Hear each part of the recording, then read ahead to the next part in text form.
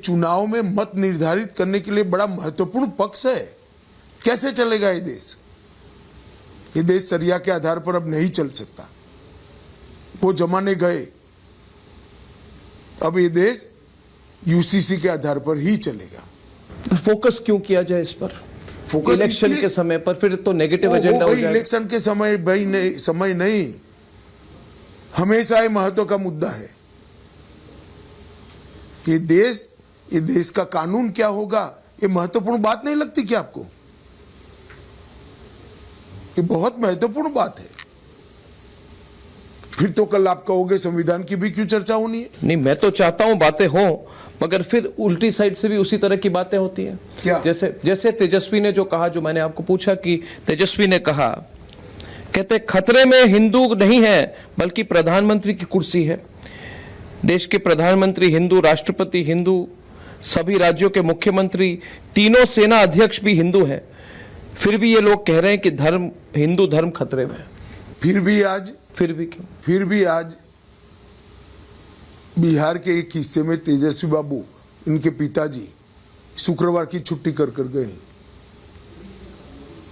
क्या जवाब है तेजस्वी के पास कि देश की छुट्टी अलग अलग हिस्सों में अलग अलग होगी क्या? किस प्रकार से देश चलाना चाहते हैं लोग?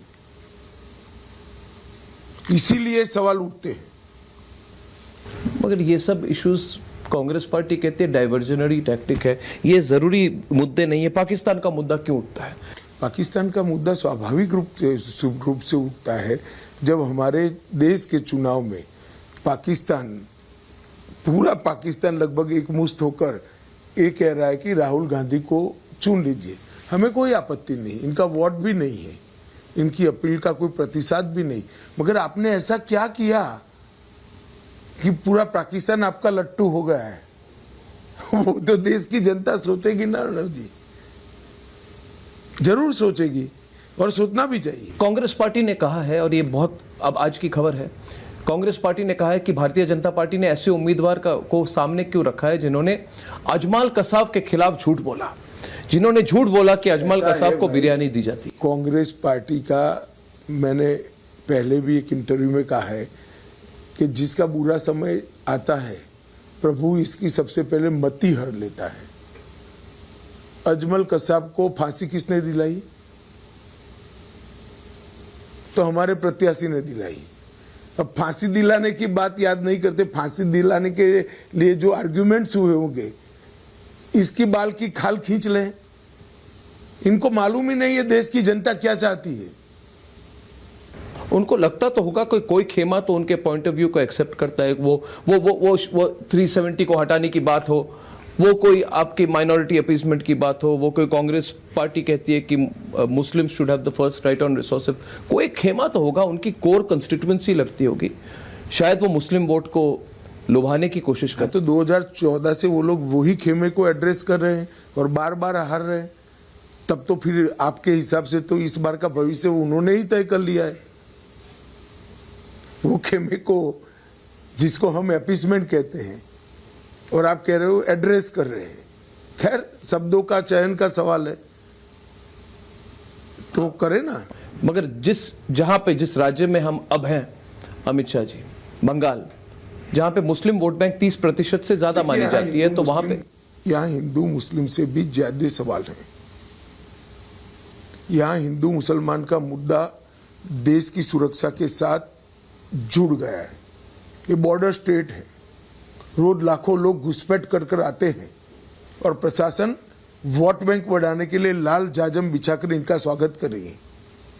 वो कहते हैं आप रोकते क्यों नहीं? कर आते हैं, वो सिर्फ बंगाल में नहीं रहते, देश भर में जाते हैं, और बंगाल में भी रहते हैं तो वी आर कंसर्न, हमारे लिए चिंता का विषय है। कौन बम धमाके कर रहा है बंगाल में? कौन चुनावी हिंसा कर रहा है? क्यों सीएए का विरोध हो रहा है? मैं स्पष्ट रूप से कहना चाहता हूं कि ममता बनर्जी जी सीएए का विरोध इसलिए करती हैं कि वो अपनी माइनॉरिटी वोट बैंक को पक्का करना चाहती है। वरना क्या आपत्ति है इनको हिंदू, बौद्ध, सिख, जैन को नागरिकताएं मिले इसमें? क्या आप कह रहे हैं कि वो एंटी हिंदू है? ना, मैं ऐसा नहीं कह रहा, वो प्रो मुस्लिम है, प्रो मुस्लिम है। वो उन्होंने अपना एक वोट बैंक बनाया, इसको संभालने का प्रयास कर रहा है। नहीं, मगर अगर प्रो मुस्लिम होते तो वो सीए का अपोज क्यों करते हैं? वो CA चाहते का- हैं हिंदू नहीं है। सीए का अपोज वो इसलिए कर रहे हैं, उनको लगता है कि उनकी वोट बैंक इससे खुश होगी।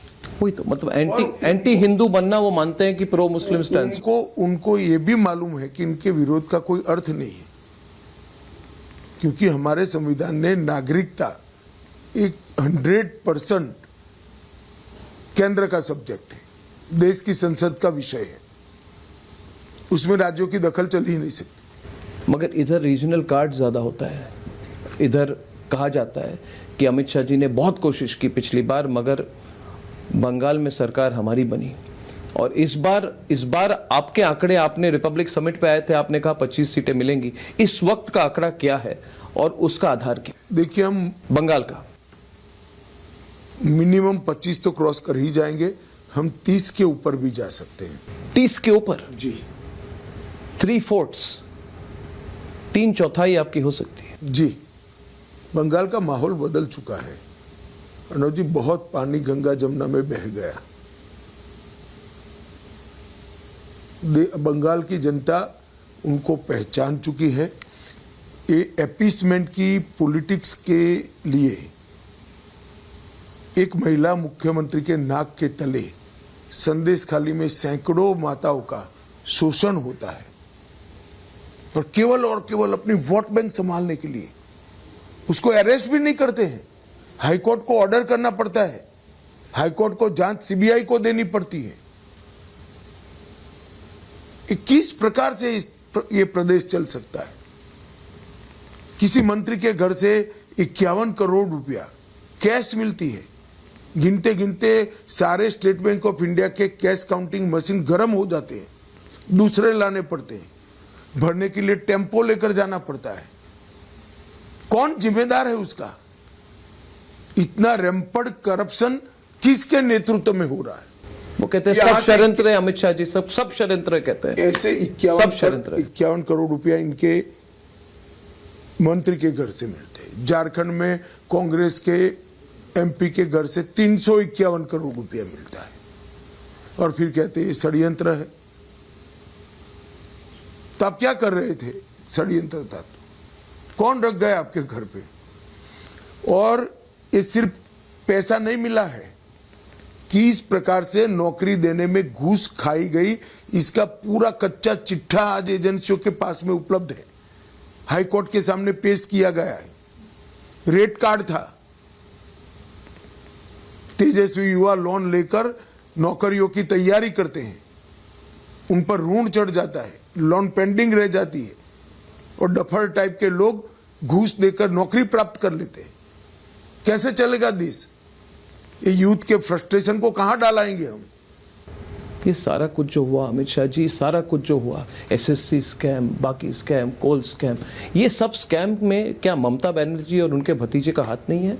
क्या उनको पता नहीं है? खुद व्यक्तिगत तौर पर उनके सारे मंत्रियों के खिलाफ एक्शन हुआ है, मगर उनके खिलाफ डायरेक्टली अभी तक नहीं हुआ। एक मिनट, वो इन्वॉल्व है या नहीं है, वो तो सारे प्रूफ एजेंसियों ने ढूंढने हैं, परंतु वो अगर कहती है मुझे मालूम नहीं है, तो भी उनको शासन करने का अधिकार नहीं है। कि राजा ऐसा नहीं हो सकता कि आपका पूरा तिजोरी ही कोई लूट कर चला जाए और आप कहो कि मुझे मालूम नहीं है। आपकी सरकार में करप्शन हो रहा है, you are responsible for that. एक तरह से उन्हें छूट मिली हुई है अभी तक, ममता बनर्जी और कोई छूट नहीं मिली है, जांच चल रही है।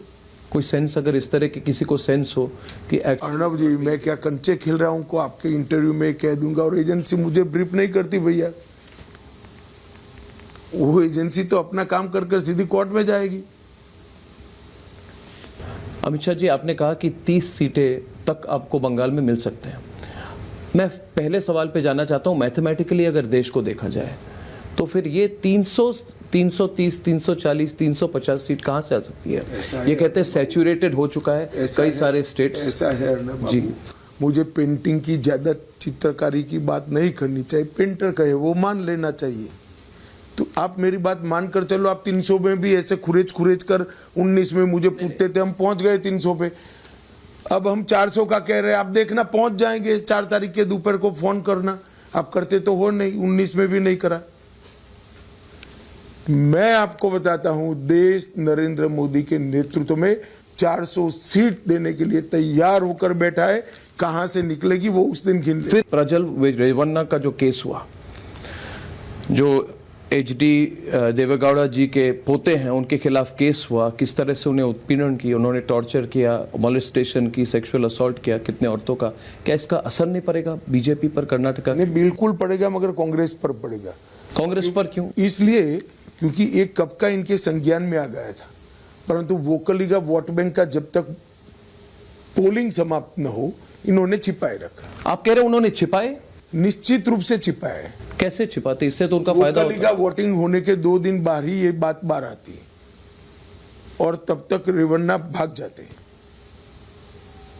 आपने कहा उन्होंने इनके साथ मिलकर इनको जाने ना, दिया। मिलकर ऐसा मेरा नहीं कहना है, उनकी जानकारी थी, मगर पॉलिटिकल रीजंस के कारण, पॉलिटिकल लॉस गेन के कारण उन्होंने लेट कदम उठाए, सोच समझ के। सोच समझ के। इसका आप पर कोई असर नहीं पड़ेगा? मैं तो कई बार मैंने तो अब मेरी पार्टी ने, मैंने ही मेरी पार्टी का स्टैंड स्पष्ट कर दिया, कठोर से कठोर कार्यवाही होनी चाहिए, किसी को नहीं बख्शना चाहिए, भले हमारे साथी हो। आपकी डॉक्टर्ड वीडियो